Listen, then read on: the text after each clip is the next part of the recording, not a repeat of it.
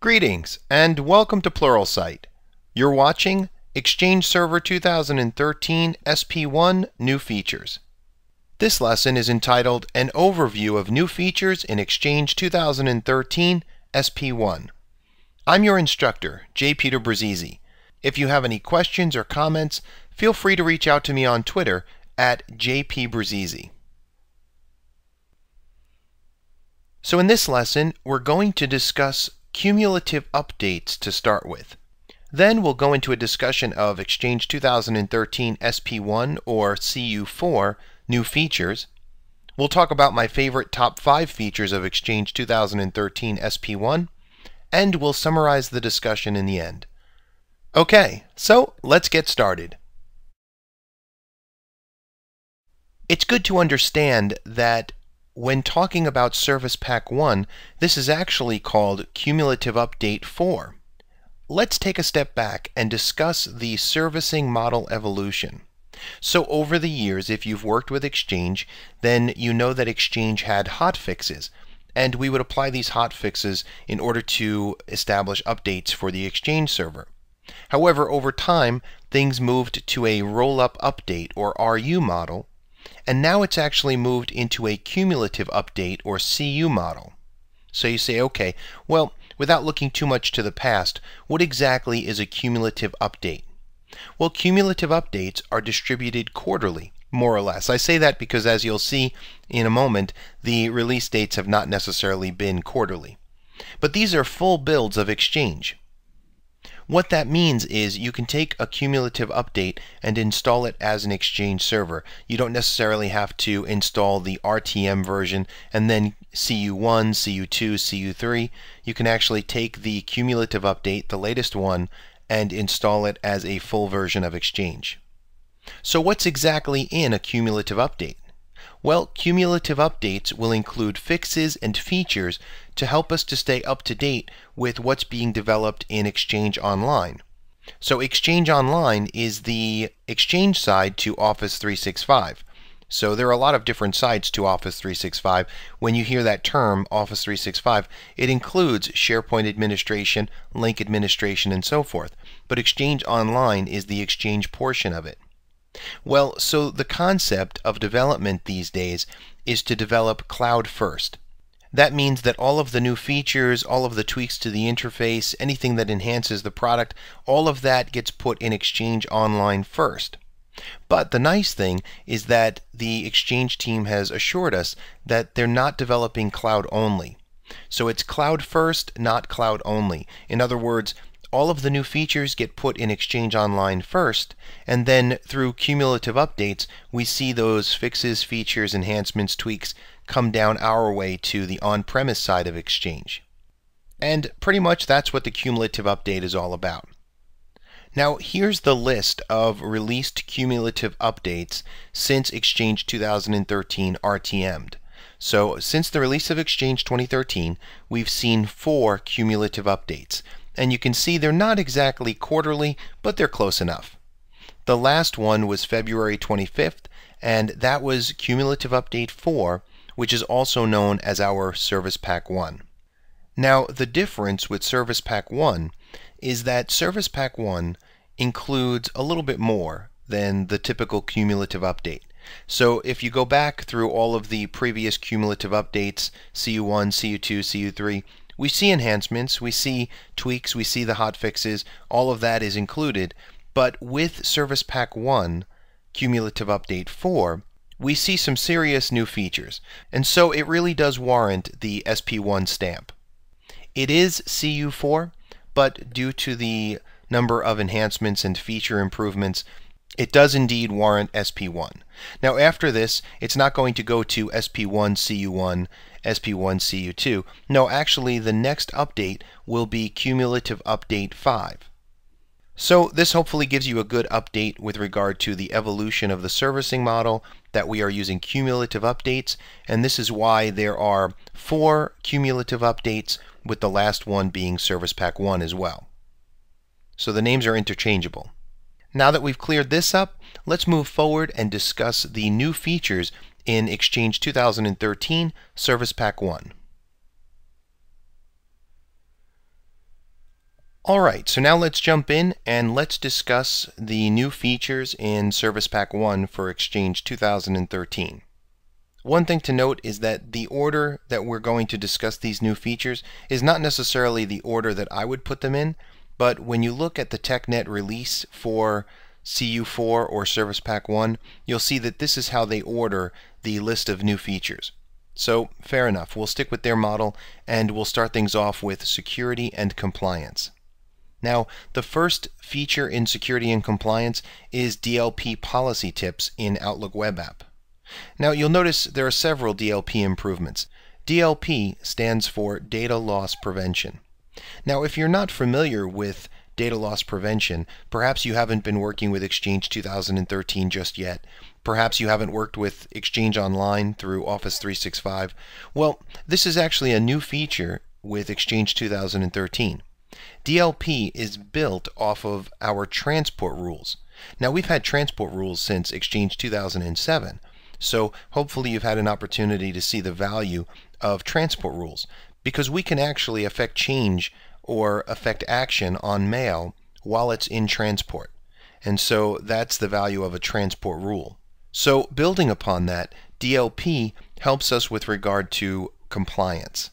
Now, the way it does this is there are a variety of different templates that you can choose from, or you can create your own, but ultimately what you're looking for in email is sensitive information.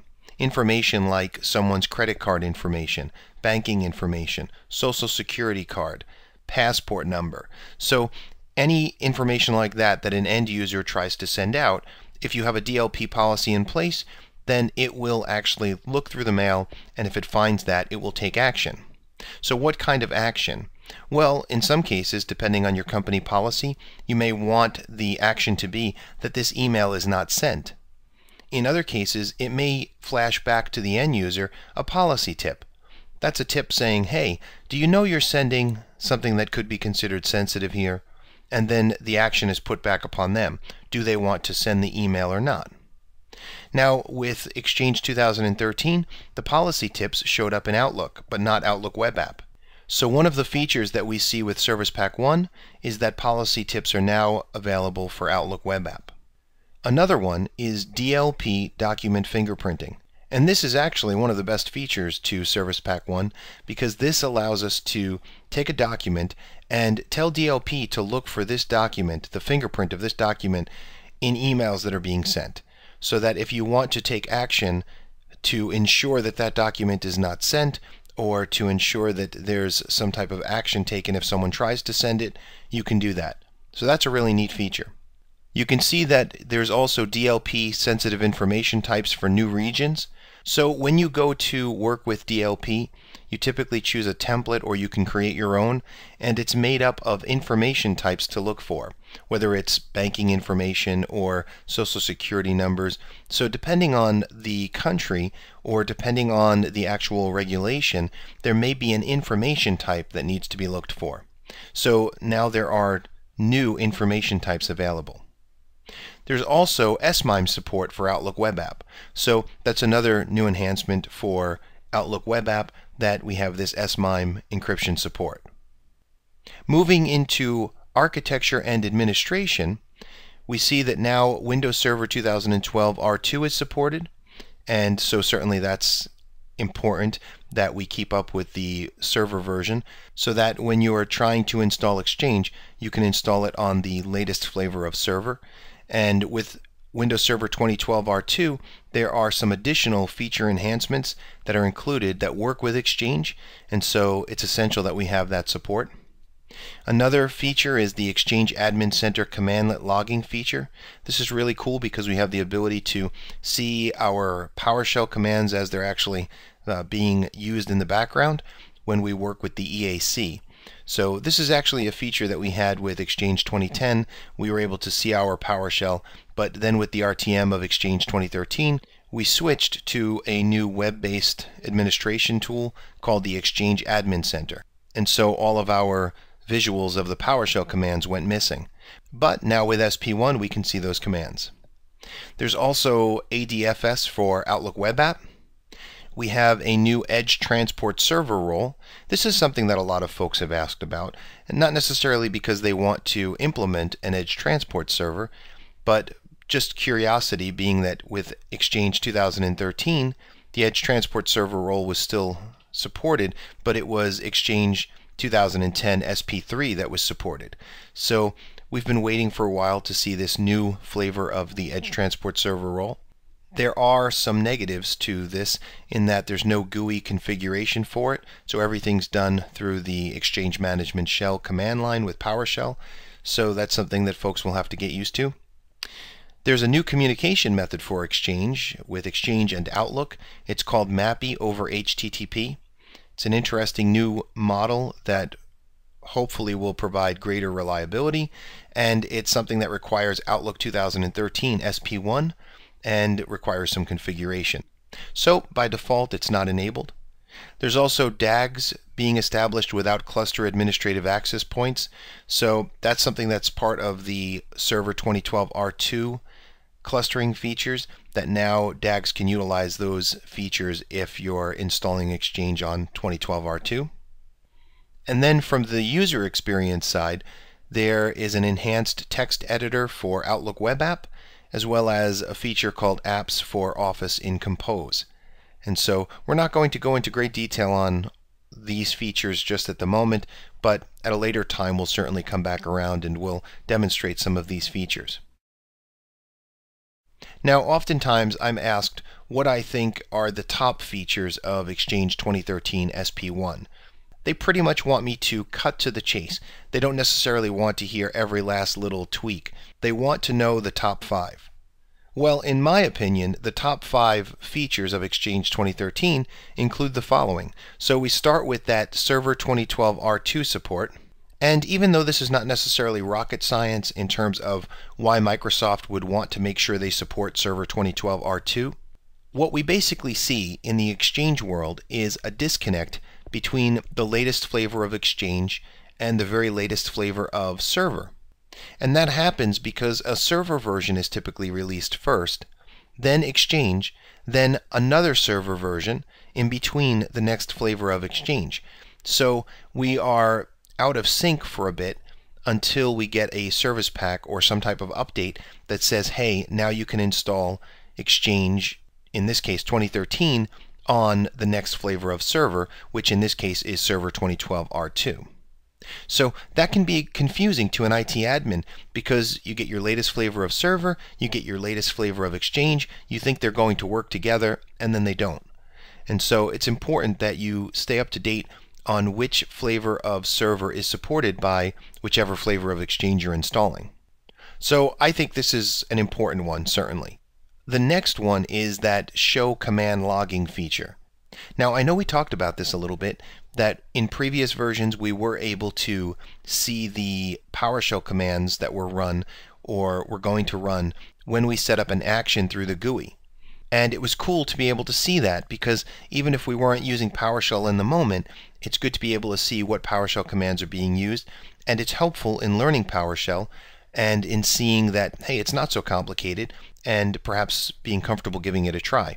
But with Exchange 2013, those commands were not available. So it's nice to have this new feature. In a moment, we'll jump over to an Exchange server and we'll actually demonstrate the command logging feature. Now, the other one that I think is very important is this Edge Transport role update. I don't necessarily see a lot of folks using Edge Transport servers. Many folks have actually decided to go a different route, especially with Microsoft dropping support for things like Forefront Threat Management Gateway, which was more of an antivirus, anti-malware type protection solution. So that whole perimeter network thing has been dropped in favor of cloud-based solutions. And the Edge Transport Server role, as you know, is installed on the perimeter. So what does that mean? Well, there are still folks that are using Edge Transport servers, and they wanted an update. And so Microsoft gave them one. They gave them one that did not include a GUI interface, so it's going to involve PowerShell, a little bit of configuration angst perhaps for those who are not used to working with PowerShell, but they got their 2013 Edge Transport Server role, so they should be happy on that front. Now, the other interesting feature is this MAPI over HTTP. This takes a while to explain, really, from A to Z, but I'll try and do it in just a few sentences here. First off, this is an optional client communication method. It's optional. And so we can stick with RPC over HTTP. We don't necessarily have to move over to MAPI over HTTP. However, it's supposed to provide an improved connection experience, and it's supposed to provide greater stability and reliability of Outlook Exchange connections. So with that in mind, it's something that you might want to consider for your Outlook clients if they are using Outlook 2013 SP1 and you do have Exchange 2013 SP1. It might be worth looking into switching them over to MAPI over HTTP, especially if there's going to be greater stability and reliability. Now keep in mind, this is very new, and so at this time it's difficult to say to what degree you're going to see a benefit.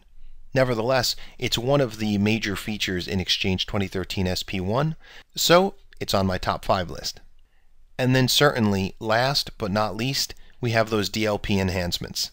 Now, again, DLP is really a great new feature in Exchange 2013 because it's built off of transport rules, which have really proved themselves since their release in Exchange 2007.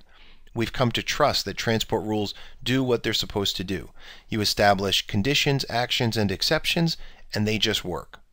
So the nice thing about DLP is that we have the ability to establish the same conditions, actions, and exceptions, but we have the ability to do it through special templates or create our own templates that look at specific types of information like social security numbers, banking information, credit card numbers, and so forth. And then we see with Service Pack 1, we have things like the document fingerprinting, the policy tips in Outlook Web App, and so forth. So these are really great enhancements to DLP, and no doubt, as time progresses, we're going to see more and more of these types of DLP enhancements. Alright, so now let's jump over to a server, and let's take a look at 2 of these. Let's take an overview look of the command logging, as well as some of the DLP enhancements. So here we are on our Exchange server, and we're running Exchange 2013 SP1.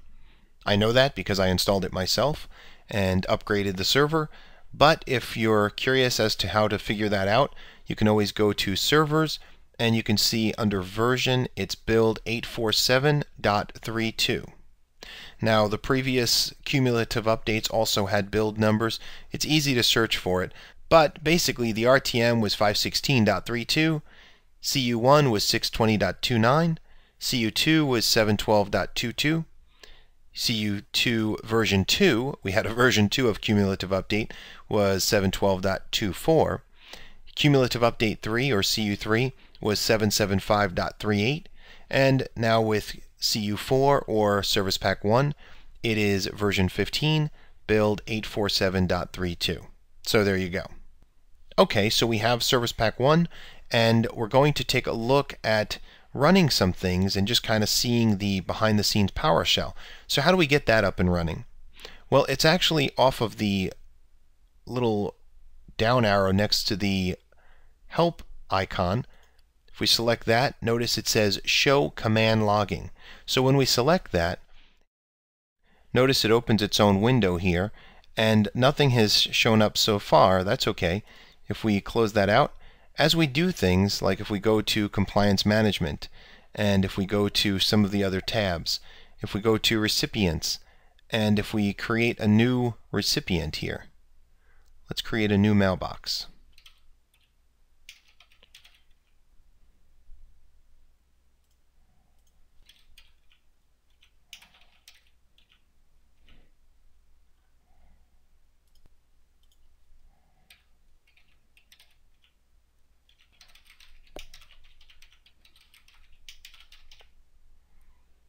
So we're doing all of this. If we go back and we click Show Command Logging, we can see some of the things have already been completed. Watch what happens when we save this.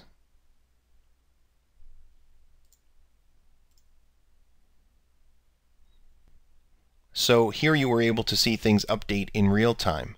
And here you can see here's where the new mailbox was created, and you could see all of the PowerShell, new dash mailbox, the name, the display name, all of that information, including the password information here. And you can see that once that was complete, Then it had to get that information and bring it to us here, as we can see, because we're selecting on it. And when it did that, you're able to see the commands that were completed. Get recipient, get mailbox, get user, get CAS mailbox. All of that was pulled up here. So this is what command logging is all about. And you're able to see the last 500 or so commands that were completed so that you can go through them and you can see the information in the command. Now, in addition to that new feature, if we go back over to compliance management, over to data loss prevention, you recall we talked about the new features that are here. If we go and we select a new policy from template, you can see all of the different templates based upon region, and then depending on those regions there are different types. For example, here if we look at financial data, it says information like credit card account information, debit card numbers, and so forth. So these are some of the enhancements. There are new information types depending on the region that you are working with that you can now include. And you can also see the feature Manage Document Fingerprints here, as well as Manage Policy Tips. But if we select Manage Document Fingerprints, you can see that we can upload a document here, and then we can determine what action should be taken because we want to make sure that that document is perhaps not sent outside of our organization. So this is a really interesting feature, another one of those Service Pack 1 features. Now here's the thing, none of these features might be putting you back on your heels. You might not be thinking, wow, this is mind-blowing. Okay, and that's fine, but keep in mind, it shouldn't be all that mind-blowing. Remember, Exchange has been and continues to be a very stable product with a rich feature set. So there's only so many additional things that Exchange can do. The fact that the Exchange team is able to continue to tweak the compliance side to things, continue to tweak our administration of it and so forth, all of these are welcome changes. And so we appreciate their work here. We also grasp that the concept of cloud first, not cloud only, is being applied, and so to see the latest and greatest features from the Exchange team, you can actually log into Office 365 and you can see them in the cloud. But it's nice with Service Pack 1 that some of these features that perhaps we've already seen in the cloud, and perhaps we've been wondering, hey, when are we going to get this down on premise? For example, this Manage Document Fingerprints feature. Well, now you know. It's been included in Service Pack 1 along with a list of other new features. In this overview of Exchange 2013 Service Pack 1 features, we want you to take away these key points. Number 1, Service Pack 1 is actually Cumulative Update 4. Number 2, Cumulative Updates are released quarterly, more or less, as full builds of Exchange. Number 3, Cumulative Updates include fixes and features. Number 4, Microsoft is developing cloud first, not cloud only. In other words, the features that we see with cumulative updates as they come down to on-premise, these are features that have typically been tried out, have been tweaked, have been worked upon in the cloud, in Office 365 with Exchange Online. And then eventually we see these features move down to on-premise Exchange. And number 5, Service Pack 1 includes, but is not limited to, the following features: the Server 2012 support, the Show Command Logging feature, the new Edge Transport Role update, MAPI over HTTP as a new client communication method, DLP enhancements, and a variety of other new features. So we hope you found this informative. I'd like to thank you for viewing, and I'll see you in the next lesson.